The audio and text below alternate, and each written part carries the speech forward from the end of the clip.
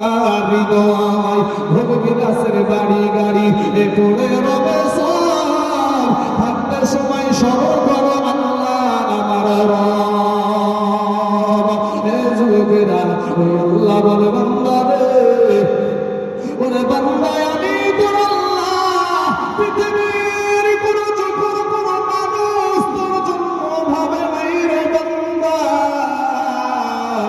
তোর মা তোর জন্য টেনশন করে না, তোর আম্মা তোর জন্য টেনশন করে না, আমি আল্লাহ তোর জন্য আমি কি করেছি দেখে নে। তুই যখন মা জননীর বাপের পৃষ্ঠ থেকে মায়ের গর্ভ চলে আসলি রে বান্দা, ওই বান্দা রে মায়ের পেটে তো বাবা কোনো খাদ্য সুরক্ষার কার্ড দেওয়া হয়েছিল না, মমতা ব্যানার্জির খাদ্য সুরক্ষার কার্ড তো নাই রে বাবা। মায়ের পেটে তো বাচ্চা জীবিত থাকে। এ যুবক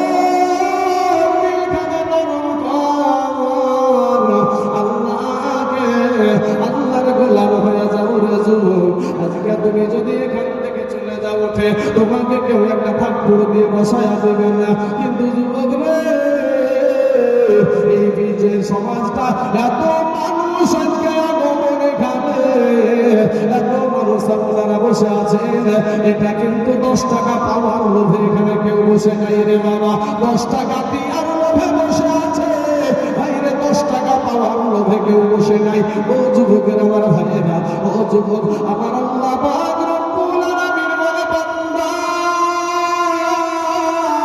তুই রব্বের বাহাদুরি দেখাস না রে বান্দা।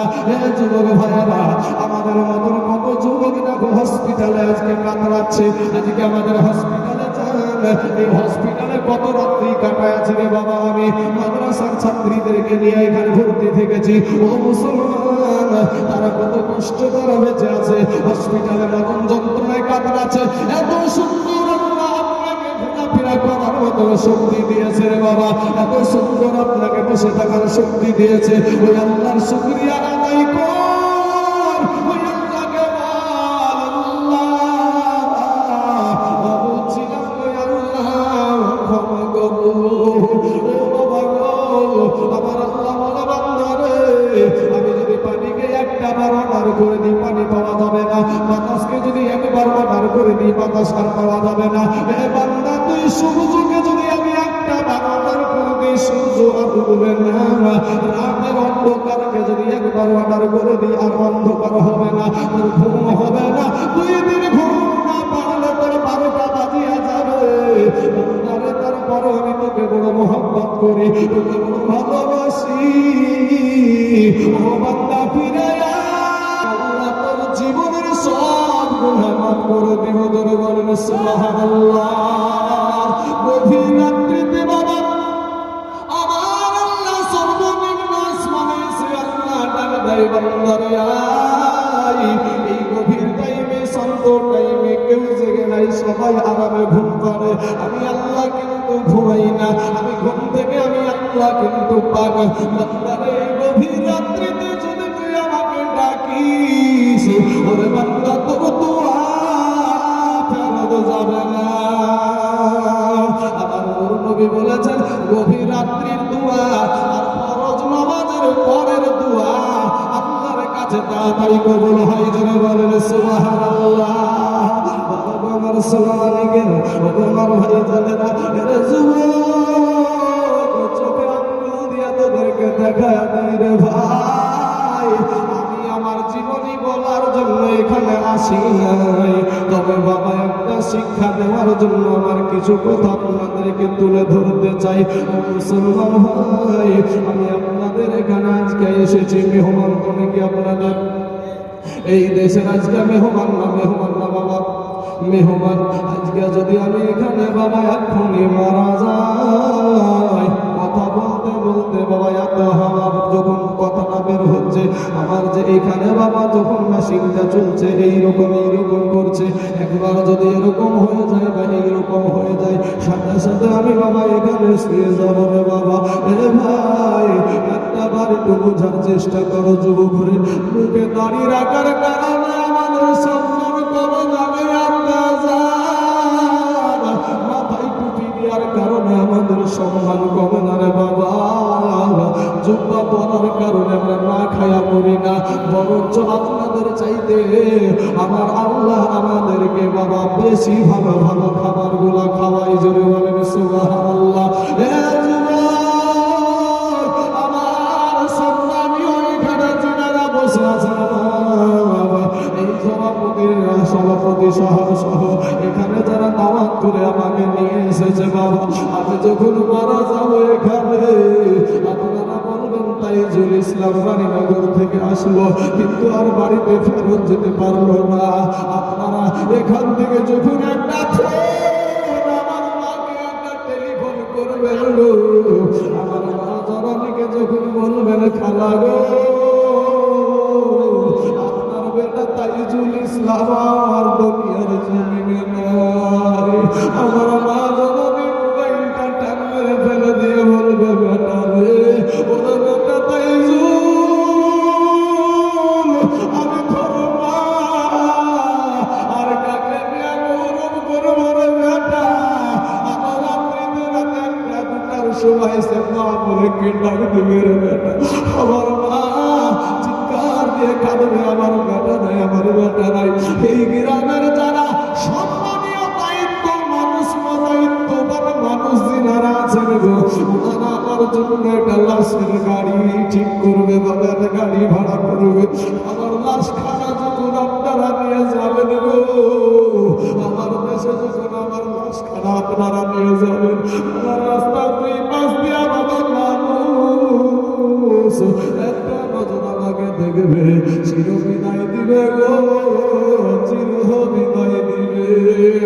এত টাকা ইনকাম করলাম যাদের জন্য রে বাবা তাদের পরিচয় দিব। আপনি যার জন্য এত ইনকাম করবেন তাদের পরিচয় দেওয়ার জন্য এটা টানছি বাবা।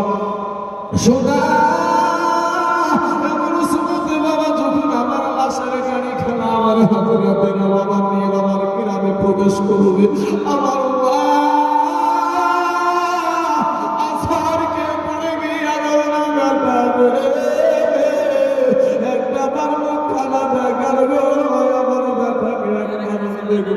আমার মাকে কেউ বুঝাতে পারবেন না, আমার বাবাকে কেউ বুঝাতে পারবেন না, আমার বিবিকে কেউ বুঝাতে পারবেন না, আমার সন্তানকে কেউ বুঝাতে পারবেন না। সংক্ষিপ্ত আকারে বলি বাবা, আমাকে যখন গোসলখানায় নিবে রে বাবা, পর্দার ভিতরে গোসল দিবে, কেউ তো কান্না চোখে না, কেউ তো কান্না কেউ বুঝাইতেও পারে না, কিন্তু যখন আমাকে গোসল দিবে আমার সঙ্গীর সাথে গোসলের টাইমে আমার মা আমার কাছে আর যাবে না, আমার বাবা আমার কাছে যাবে না, আমার বিবি যাবে না, আপনার সন্তান ওই টাইমে আপনার কাছে যাবে না। আপনাকে যখন খাটলাই যখন উঠাবে, কাফন যখন পরাইবে, কাফন যখন পরাবে পুরুষদেরকে বাবা তিনখানা কাফন দেওয়া হয়, এই কাফন যখন দিবে আপনার মাকে পরাবে না, আপনার বাবাকে পরাবে না, আপনার সন্তানকে পরাবে না, আপনার বিবিকে পরাবে না, আপনার শরীরে তিনখানা কাফন কাচাইয়া দিবে রে বাবা। খাটলাই যখন উঠবেন আপনি একা উঠবেন, আপনার খাটলাতে আপনার বাবা উঠবে না, মা উঠবে না। এত কান্না যারা করবে, এত যারা বাবা গলাটা ভেঙে গেল, সব ভেঙে গেল, কথা বের হয় না, কিন্তু বাবা আপনার খাটলায় আমার খাটলায় আমরা একাই গুনাহ নিয়ে কবরে যায় না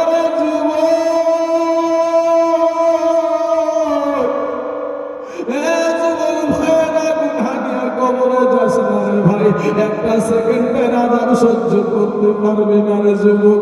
যুবক রে 500 বছরের রাস্তা জাহান্নামের আগুন দূরে থাকতে তোমার আমার শরীরের চামড়া গুলা খুশি খুশি জমিনে পড়ে যাবে। যুবক রে এবার যখন 4 জনায় আমার খাটলা খানা আপনার খাটলা খানা নিয়ে আনবে, মা বলবে বেটা কোথায় গেলি, বিবি বলবে আমার কেউ নাই, আমার আর কেউ নাই, কে আমাকে দেখবে, কারণ এখানে বাবা স্বার্থ ছাড়া আর কিছুই না বাবা। আপনাকে নিয়ে নিয়ে কবরে রেখে দিয়ে চলে আসবে, সবাই কাঁদবে কিন্তু কেউ আপনার সঙ্গে যাবে না। সংসার সংসার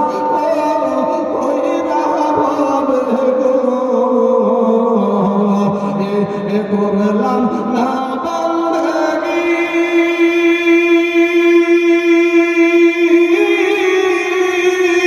কিভাবে কাটাইবি মনরে কবরের জিন্দেগি রে, ওরে জীবন ঘুমাই ঘুমাই গেল রে। এই নিঃশ্বাস শ্বাস কইরা গো, এই নিঃশ্বাসের বিশ্বাস কইরা গো, বদলাম বাড়ি ঘর।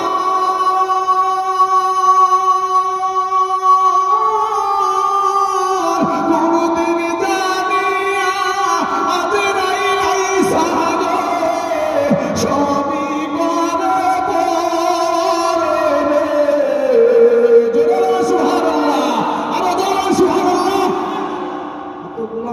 সুবহানাল্লাহ বলছে বাবারে, আল্লাহু আকবার।